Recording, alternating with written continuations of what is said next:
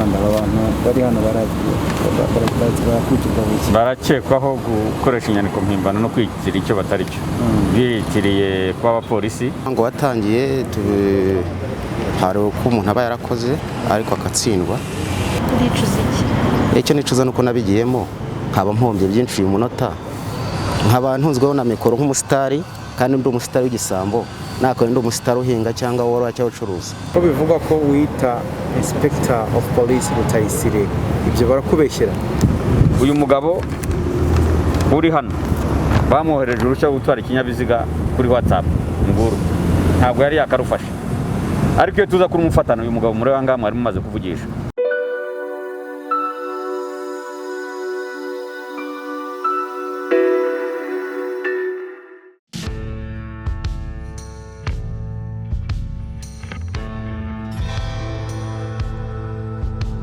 Nitwa muri batonese. Kuki uri hano rero? Ndi hano nkurikiranyweho icyaha cyo kubwira abantu ko nzabaha perime ariko nta perime twiye dutanga nuko babeshya ko tuzazibaha ntituzibahe. Ibyo bintu byatangiye gute kugeza aho uje gufatwa mubabwira gute bisobanure neza? Iyo niko byatangiye njye namenyanye n'uriya mugabo ari kumwe n'undi muntu uwo muntu niwe twatuziranye arambwira ati ariko duhuye twazagira icyo tukora. Turahura ahamagara umuntu amuvuga ko azamuha perime basi nuko byagenze. Iyo gahunda yo gutanga izo perime mwayikoraga ko muzamuha perime gusa ukuntu nyine umupango watangiye bavuganyemo gute nibyo nshaka gusobanura. Uko umupango watangiye hari uko umuntu aba yarakoze ariko akatsindwa noneho umuntu akaba ari kwabikora kugira ngo akumvisha umuntu ko azabona amanota tayari. Igikorwa kimwe wakoze dusobanura ukuntu byagiye. Muri kimwe nakoze ngiye nuko hari umuntu nazanye maze kumuzana aduha 150. Mbese uruhare rwawe muri ibi rwari uruhe? N'urwo rw'umuntu nazanye atanga 150. Umwe ni babiri. Umuzanye gute? Naramuhamagaye ko nari muzi atanga amafaranga. Waramuhamagaye atanga amafaranga? Nibyo nasobanuye imbere nasobanuye ko ari kumubwira ko tuzamuha perime ariko ntayo tuzamuha kuko badufashe tutarabigeraho ngo tugere ahantu tugera kuri. Nukuramuhamagara ari muziranye twatuziranye. Uzi ko ashaka perime cyangwa se ko yatsinzwe ikizami? Oya nari bizi ko harimo abayishaka. Amubwira uti? Mubwira ngo iki? Mubwira ko hari umuntu wazamufasha akabona perime. Yes. Hanyuma baduha amafaranga 300 turi babiri ari babiri. Amafaranga 300 ari babiri. Dufatwa rero nta kintu turageraho twafashwe nta kintu turageraho kindi. Okay. Iyi perime urayizi? Ntabwo nyizi ngiyi ngewe.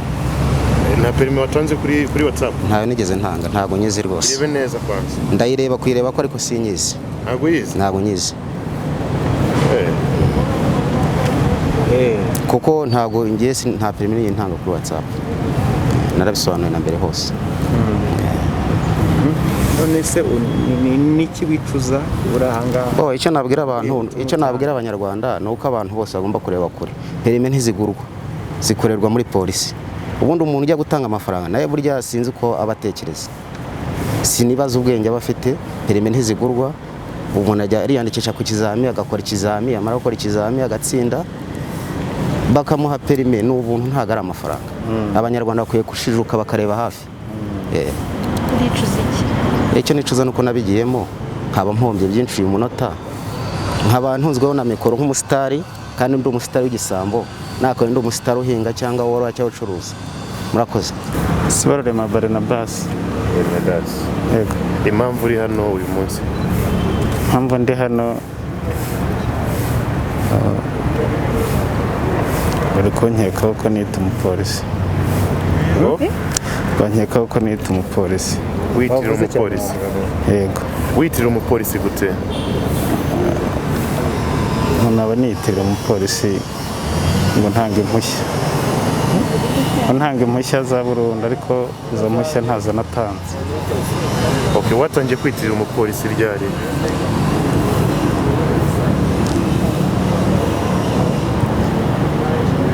Kandi ukitirira umupolisi muheranga? Nta ranka ntayo. Ntayo. ko bivugwa ko wita inspector of police Rutayisire, ibyo barakubeshyera? Iki kintu barambeshyera, sinigeze niyita izo nzego sinduzi. Icya kabiri, iryo zina Rutayisire sindizi. Ntacyo numva no gushingiraho niyita Rutayisire. Ariko rero mu byo wemereye ko witiraga umupolisi, hari icyo ugamije kugira ngo dusobanurire nuko byagenze n'uburyo bigezemo kugira gufashwa.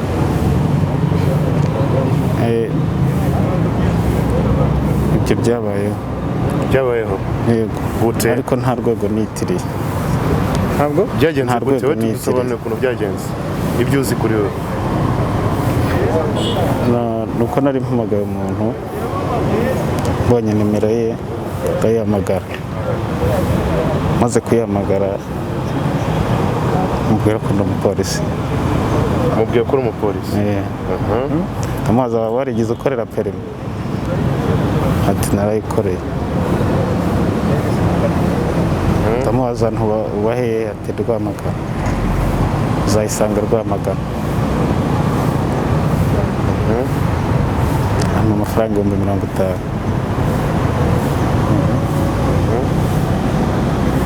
Nuko byagenze. Umusanze Rwamagana byagenze gute? Njye ntabwo nagiye. Ntabwo wagiyeyo? ariko yaguha amafaranga 50,000. iki ubwo ngubwo rero Cyuko ndi buyohereze Rwamagana. perimi amubwiye kuri afana ugiye kwimuha? Bagi ntabwo namubwiye ko ndafana. amubwiye ko ugiye kwimuha nkande? Kuko namubwiye ko ndi umupolisi. umupolisi utagira iranka mbese nishaka Nta ranka naryo ntabyo nta mbese. Umupolisi usanzwe cyangwa umupolisi wa traffic? Ntabwo nigeze nsobanura nimba ndi uwa traffic cyangwa usanzwe. ukeka ko ari iyi mpamvu yatumye umuturage akwizera akaguha amafaranga ye akanizera perime kandi uri umupolisi usanzwe? Ntabwo nyikeka. Okay, uyu muntu yese yemera ko uri umupolisi? Kuko amaye ibyo 50 ubwo yarabyemeye. amafaranga rero urayamuhaye ari nako arayaguhaye? perime waje kuyimuha arayagumanye, byagenze bite? Ntayo namuhaye kuko ntaho nari mfite nyikura. aje gufatwa ute? Nafashwe bampamagaye kuri telefone ndabitaba, bambwira ko ari igihe bashakaga.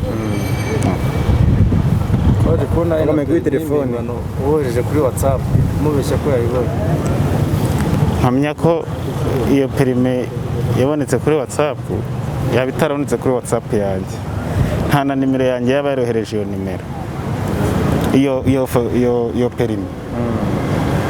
Byaje bigaragara ko bamwe mu bantu mwagiye mushuka, hari message mwagiye mubohereza zigaragaza ko zivuye ku irembo no kuri traffic. Ese mwabikoraga mute? Babisobanura uburyo mwabikoraga? Ibyo bintu by'izo message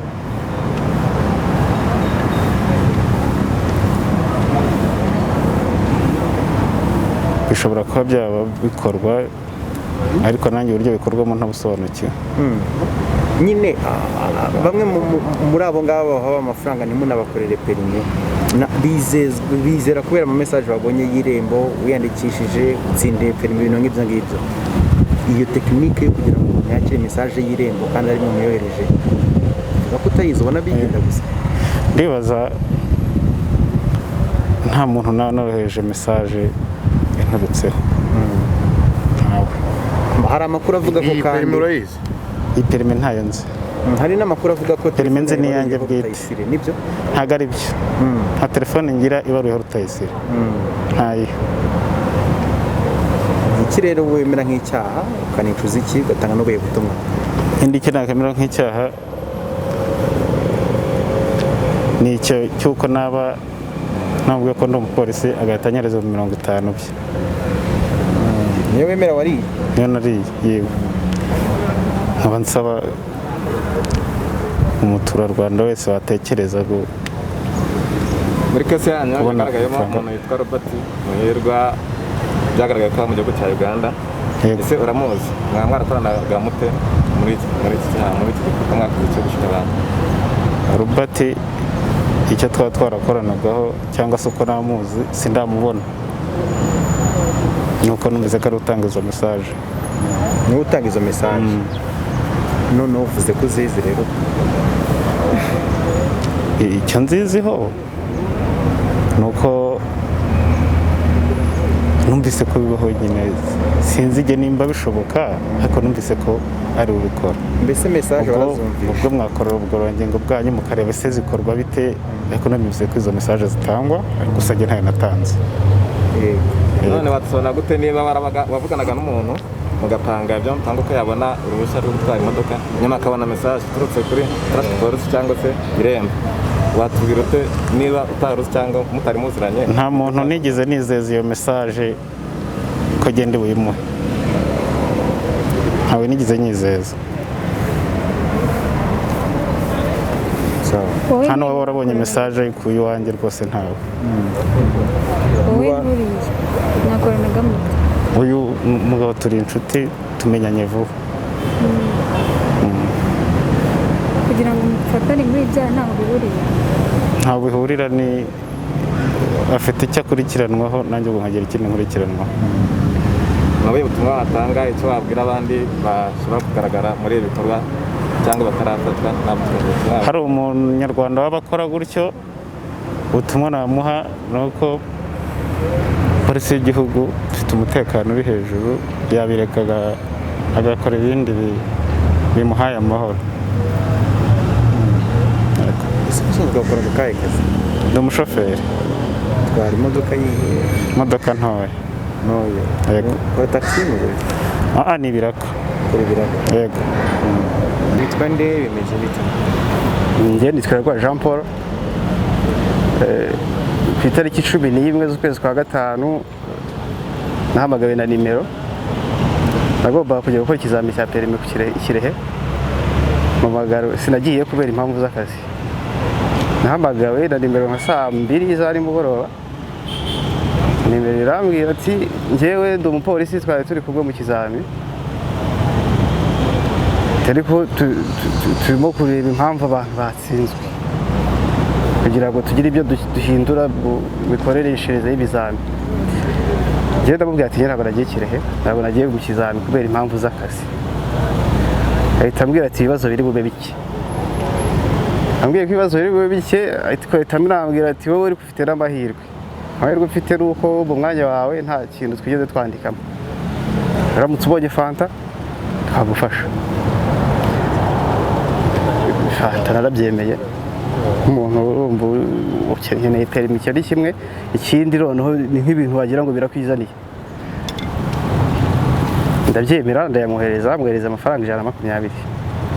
Bukeye mu gitondo arongera arambwira ati wowe ya mafaranga wampaye ni makeya, urabizi ibintu bya perimi ntabwo ari kuriya bigenda, ariko wowe kubera ko turi kugufasha amafaranga twayahaye abana, ntekereza ko bari abapolisi bato yavugaga wenda bari bagiye gukoresha ibizami, hasigaye njye na timu leader. Arambwira ati dushakire anti, muha amafaranga nanone 1,100. 1,100 ndabimuha. Hashize iminsi nk'ingahe nk'ibiri, ati zana amafaranga yo kwandikisha ya perimi tuzahite tuyigura. Ndanayamuha nayo rwose, ariko yambwiye ko ndi bubone mesaje njye ntabwo nayibonye, ariko numvise ngo abandi bagiye bazibona. Mu gihe cyo kujya gufata perimi yaranayinyoherereje, yampaye agakopi kuri WhatsApp. Mu gihe cyo kujya gufata perimi ambwira ko ngo ayiwo ngo na komanda ku Muhima ngo babimenye, nabo barashaka ka nayo ndayatanga. Umuntu icyo gihe ngo urumva nari nyafite, ndayatanga nabwo nambaha 100. Hashize iminsi rero, icyo gihe naje nje kuyifata, naje na Nyabugogo, yeze Nyabugogo mpamagarwa ari indi nimero nayo irambwira ngo wowe ibintu byawe ko mbona turimo gukora perimi yawe, ariko ibintu byawe turabona birimo ibibazo. Ati ndabikora ari uko mpaya ka ntangira gutekereza ko ashobora kuba ari abatekamitwe. Mpamagara wa muntu wambwiye ngo ngo wayibona komanda babimenye mu ijana, ndamuhamagaye ati amafaranga hari umwe wayihariye, ntabwo nibuka uwo yambwiye, hagati yayo na komanda, ati uyu muntu nyine nawe mushakira 15,000 ndayamuha nk'umuntu ugiye gufata perima ako kanya, ndayamuha, maze kuyamuha turansuzuguye, ndumva ko abantu ushobora kuba abateka mitwe, urumva bambwiye nka 15 barayanze, ndayatanze ntibabyemeye, aravuga ati ibi bintu bishobora kuba atari byo, bansabye ibindi 35 ngo byuzure 50, nari nyafite amafaranga nanga kuyatanga, ntaranitahira nsubira Rwamagana niho narindi, mara n'iminsi bampamagara simbitabe, ejo bundi ntabwo nibuka umunsi neza, barambwira ngo ibintu barongeye barampamagara, bambwira ati urugamba iyo rugeze ahakomeye buriya ruba rugiye kurangira, 35 bashakagaho nayo ndayabaha, nyabahaye barambwira ati peri muraza kuyifata rwose, barambwiye ko bari buyinzanira, ahubwo nari ndahuriye hariya hepfo hafi y'Ikabuga, ndahita nyikuzanira